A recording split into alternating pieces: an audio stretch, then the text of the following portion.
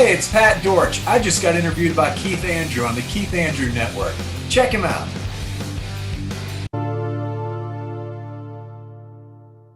Ladies and gentlemen, I am your host, Keith Andrew, and this is the one and only Keith Andrew Network. This is episode 736. I'm here as professional actor Pat Dortch. I just want to say thank you for joining us. It's a real honor and privilege. Thank you so much for having me, Keith. I appreciate it. No, the honor is all mine. Now, one of my big announcements I want to announce the whole month of October. That's right. The whole month of October is a Halloween theme. So people can dress up, dress down. They can dress however they want, put makeup on. It's a great time of the year. Also, we're going to have a Christmas theme, same as Halloween, but you're going to dress Christmas, right? And I've been playing with a couple ideas over the years.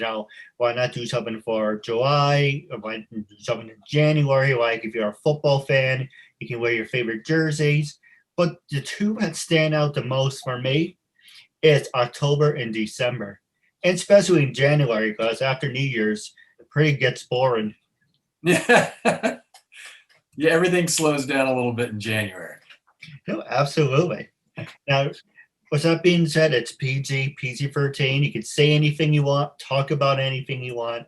But before we get started, for people who want to know what my talk show is about, whole point of my talk show is to show people that even with having a learning disability, I can still amount to something.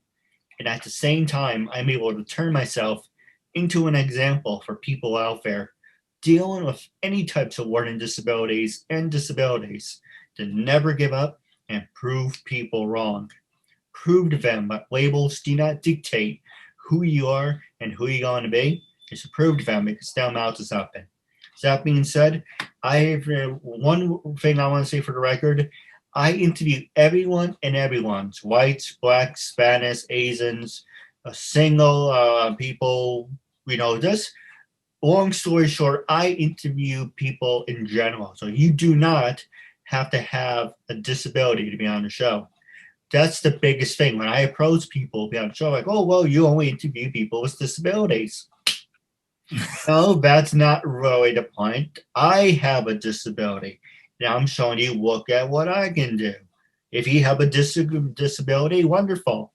But you don't have to have a disability to be on the show. I just want to make that perfectly clear. With that being said, you can say anything you want, talk about anything you want, but the first question I want to ask you, and if I happen to look down, I'm actually reading a script, well, trying to.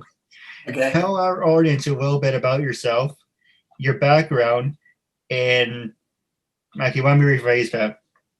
Tell our audience a little bit about yourself and how you came to do what you do now. Okay, great.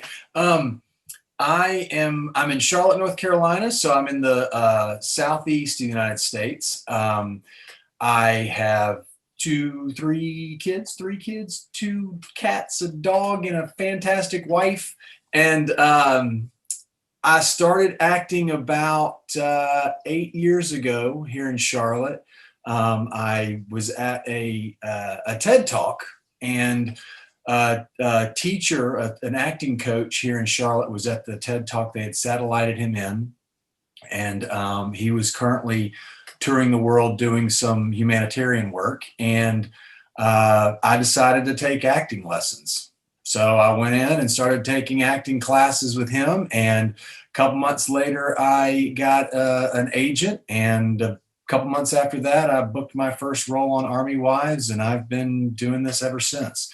And now I actually also teach for that same acting coach that started me out on my journey. So, yeah. No, absolutely. I actually have a good friend who you teach. Why am I drawing a blank on her name? She has a similar last name to yours. Ella Dortch? Yep. Oh, wow, that's fantastic. I love Ella. She's in my Monday class. She works hard, man. She's a great actor. No, she's a sweetheart. She's a really nice person. She's great, yeah. And now, it's funny you should mention TED Talk. A lot of people say to me, well, Keith, you should be on TED Talk. And what is your opinion? Do you think someone like me has a good enough message. Because I Yeah. reached out to them and I never heard anything. I know that they have so the TED talk that where I was here in Charlotte, and it's a TEDx talk. So it's a TED talk that they do.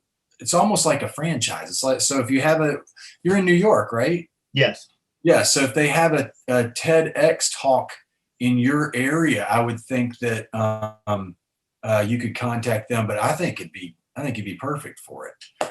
Yeah. No, absolutely. I always reach out and I never heard anything, so I'm guessing, I'm not at that point yet. Yeah, well, I mean, keep giving it a shot, No, absolutely. And actually, I do have a couple questions for you off the air. Okay. Actually, while we're on the subject, do you know any good public broadcasting stations in North Carolina, South Carolina? Let's see. So in Charlotte, NPR is one of my favorite stations. It's a public radio station, and it's a Charlotte affiliate, and they do a great job. Are you thinking? Were you thinking in terms of radio, or are you thinking in terms of TV? Or Well, the reason I asked is I'm actually, for listeners, every Saturday, perfect time to do a plug, right? Every Saturday at 10:30 in the morning, if anyone happens to live in the Manhattan area of New York City, Channel 2, 10:30 in the morning for a half hour, 28, let's just say half hour, sounds nicer, but it's actually 28 minutes. Today I'm on the Manhattan neighborhood of broadcasting. And I was thinking, all right, if I can get on this public broadcasting, who else can I try to get to? Of course, I tried Brooklyn and they gave me a hard time about it. I recently reached out, 2 hours ago, reached out to the Bronx. They're like, okay, there's public broadcasting in the Bronx. Maybe I find something in Queens. And I'm like, okay. I always like to pat myself on the back and say, KeithAndrewNetWork is globalized because I interview people from Canada, England, Germany, Japan, all over the world. Why not actually put a back to it? So I was like, okay, I know I don't live in Boston, but I will reach out to people in Boston and see if they're interested. You live in South Carolina, maybe you can point me in the right direction of saying, hey, I have a friend who has a show. So anywhere I see an opportunity to be on public broadcasting, I don't care where it is, I will jump at it because I want the KeithAndrewNetWork to be globalized, and it enhances the fan base too. right. Yeah, I'll see. I feel like I've got somebody at the lab that's connected. The lab is where I teach. I feel like I've got somebody at the lab that's connected to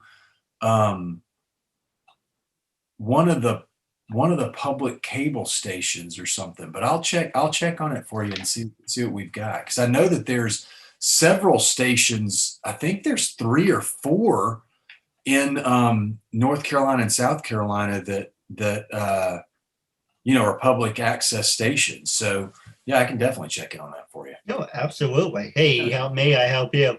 That's right. Exactly. The other funny thing was I came across this station called a Grindhouse or whatever the hell it is. And they're like, oh, if you have very inspiring, motivational stories, we would like to hear from you. I'm like, let's put that to the test. So I reached out and said, oh, well, we don't doubt your story is very interesting because you have a disability, but we don't want to interview you for our show. And I'm like, why? Oh, we only interview celebrities. You didn't really say that in your message. You just said if you have interest in motivational stories. I'm like, okay, whatever. Well, I thought Grindhouse was some sort of a horror film thing. Is that right, or is that not right? Actually, I can tell you right now. Let's see. And while I'm doing this, you can ask me any questions you like in the meantime. Is it Grindhouse is the first destination to everything pop culture related. Oh, okay. No, I was thinking of something else then. Does it look like, say, hang on, it's on a green screen. Yeah. Is it, are you looking on Instagram or where are you? Yes. Yeah. It's the Grindhouse Radio. Okay.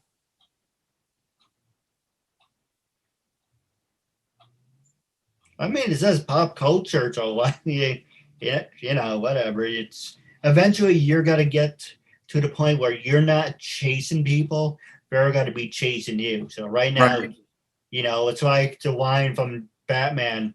I'm like a dog chasing a car, but once you get to the car, you don't know what to do with it.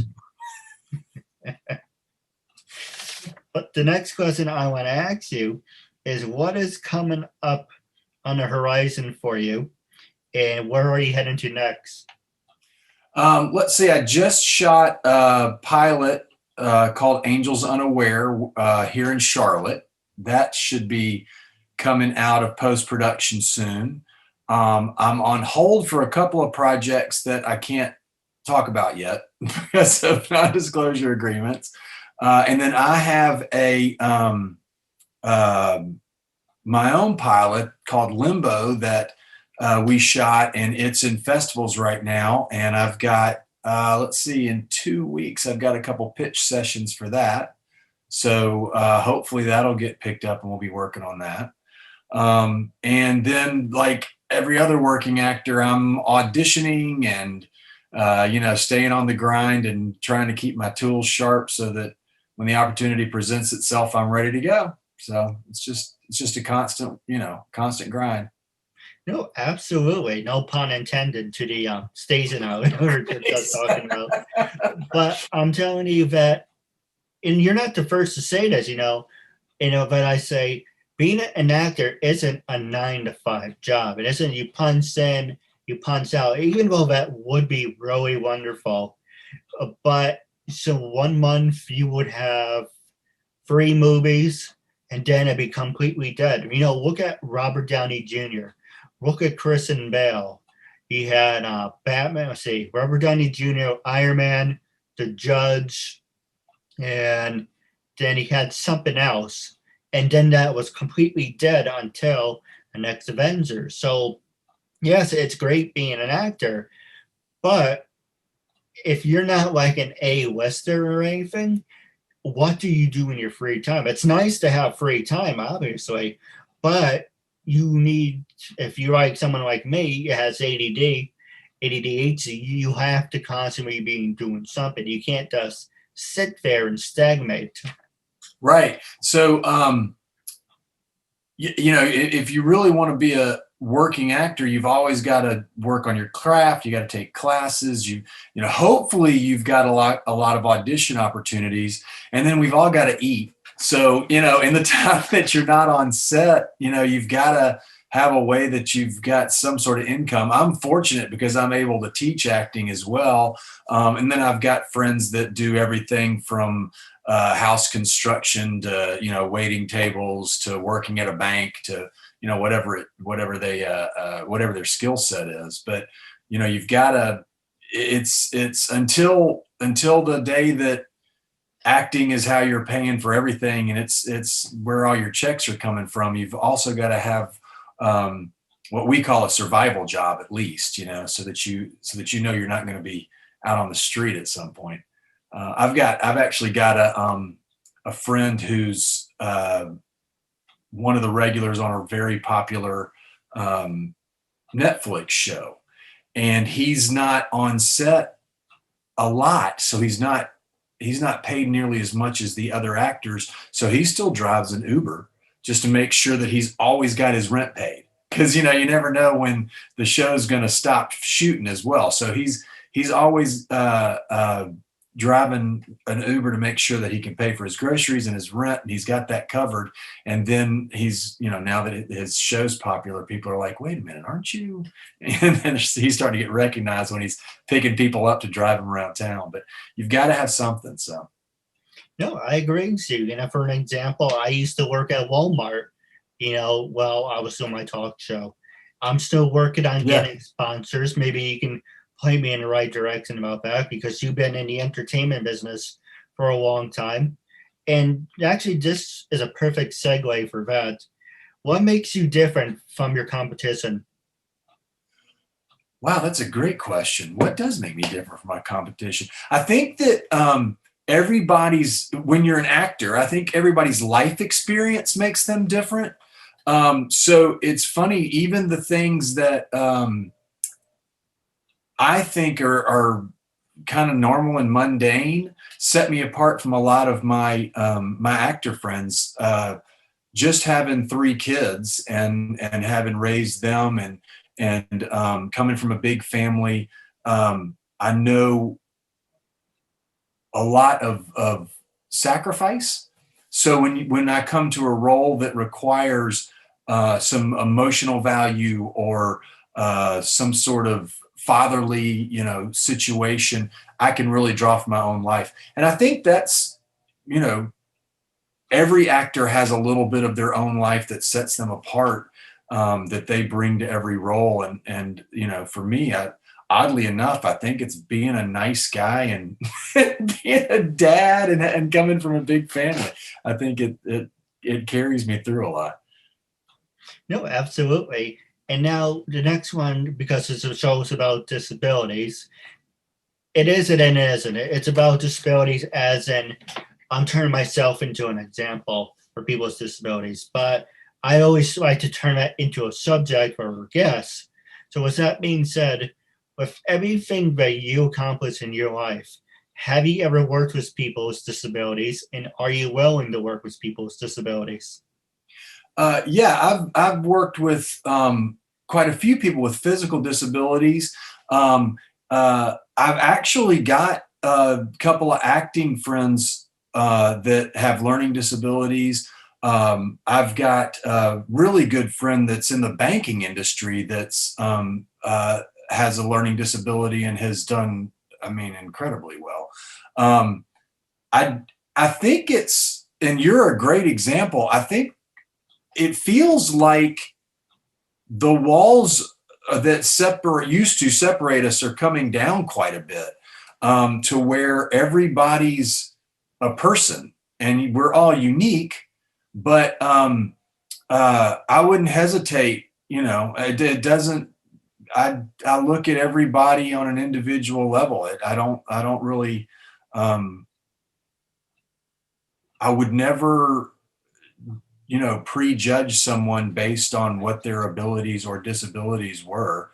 I approach everybody as a person. So yeah, absolutely. I'm open to continuing to work with people with both physical and mental and learning and whatever their challenges might be. And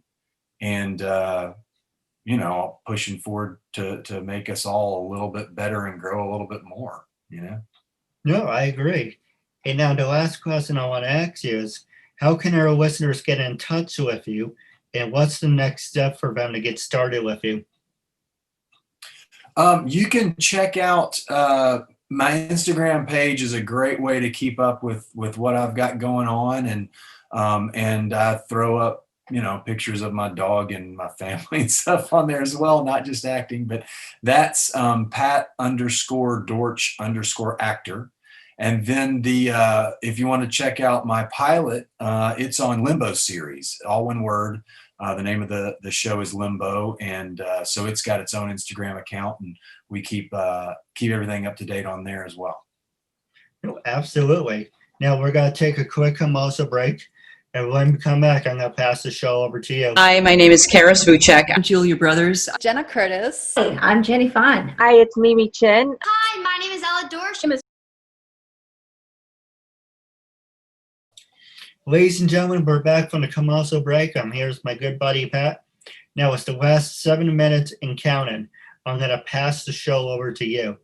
Okay, fantastic. Well, then I'm gonna put on my interviewer hat and ask you a few things. So you've been doing this for over 7 years. How long have you been? 7.5 years. 7.5. And you're out of New York. What part of New York are you out of? I would say more in the Catskills. Okay. So what brought you to this? What made you want to do this? I wish I had $1 for every time someone asked me that. For me, I would say it started with a birthday wish, I used my dad and my brother for an inspirations, and I just got tired of using my disability as a crutch. Say, I can't do this, I can't do that. You're gonna be a burden. You gotta be placed in a group home. You can't do anything because you never went to college and you're not qualified. So one day I said, screw it. I'm gonna show you with a learning disability. Look at what I'm able to accomplish. And for 7.5 years, that's what I've been doing. Of course, if you really want to dry me up a wall about it, I originally did 372 episodes. I first started with a phone interview. Here's an example. So I interviewed people like Spider-Man and Power Rangers. I thought this is ridiculous. I'm still having panic attacks. I'm talking to a phone. So I did it over. And what you see on season 1, season 2, we're trying to get you on there. So you see the reflection. And what you see, that's what season 1 and 2 were. I didn't want to be seen. And someone came across my brother and said, oh, we came across your brother's show. It seems interesting. Why is he in a small box? I said, I don't want to be seen. And he says, well, you can't have it both ways. If you want to become famous, you have to put yourself out there and you have to make yourself vulnerable. So I did it over. That was great advice. No, absolutely. That was really good advice. Yeah. And then I did it over, that was 2014, 15. I came across Skype recorder. So it's now cut in half. I'm on the right, you're on the left, or someone interviews me, I can just flip it. And then I came across Zoom. Now I have a virtual background. So you see the process from season 1, from 13 to now. Those 300 people came the first time. I don't know what I said or how that even came about, but they were making idle threats to me saying, yeah, my agent, because I wasn't taking permission forms. Uh-huh. And a lot of people say, it's great that you're doing that. And a lot of people say, oh, you turn people off by posts. I'm like my grandfather, where I say, if I give you my word's my bond. So those people were saying, yeah, my agent said, my publicist said, you ask a lot of stupid questions. We're not getting any acting roles because we're on your show. This one's my favorite. We're getting death threats from being on your show. So every excuse you can think of, I got tired of, or we're going to sue you. And everyone's like, sue you for what? You don't have anything. I know. What are you gonna And do? so instead of 700, you were supposed to be in 1,000. So I took down to 200 and whatever. I did it over. I wrote up a permission form. Funny enough, I interviewed one of my friends who's a lawyer. Says, let me fix that. I'm free of charge. I won't charge you to do the permission form for you. That's what you sign. Says, Dortch is good, but this will make it more professional. So he wrote it up for me. That's what everyone's doing. Maybe if I should have said, yeah, whatever, and just kept going and going, it would still be in the thousands, but I was getting idle threats. And I'm like, you know what? At the time, I'm a big wrestling fan. So I was like, KeithAndrewNetWork presents Uncensored because I like WWE. It's Hershey's and Snickers presents WrestleMania. And then I was like, okay. But then when I did it over, it's like, you know what? I'm paying for the name KeithAndrewNetWork. That's got to be my main thing. And no one's going to take that away from me. Of course, when I say uncensored, yes, freedom, speech, self-expression. That's the fame. But the show name is KeithAndrewNetWork.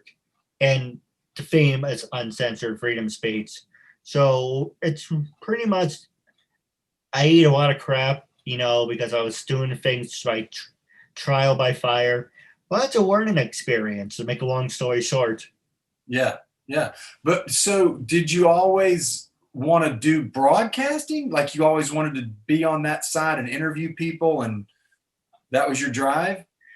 Well, make a long story short, I actually had a high school radio show back in high school.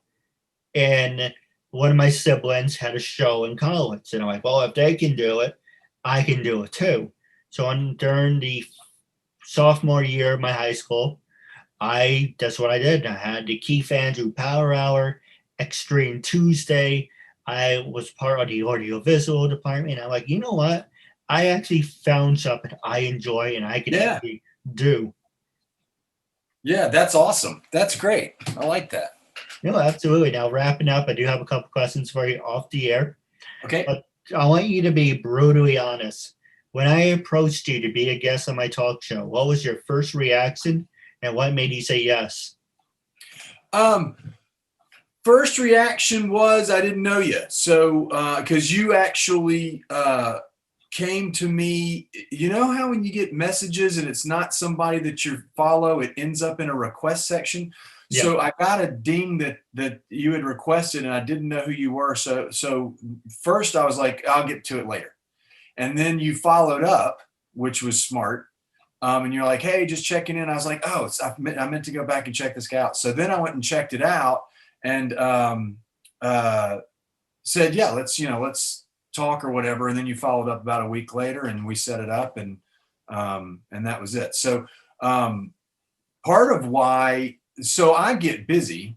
I think everybody does. And part of the reason why I said yes was because of your persistence, because I would answer you, then I'd go on to the next thing and then you'd follow up with me and I'd be like, oh yeah, let's get that taken care of.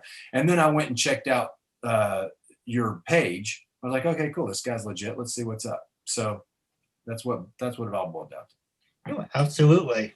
Now, wrapping up the show, it was a real honor and privilege having you as a guest. And I'm looking forward to part 2 down the road. First, Becky Hayes. Hi, I'm Amelia Rose. Hey there, I'm Saki Mieta. Hi guys, I'm Alexandria Denise, and you're watching Keith Andrews' show.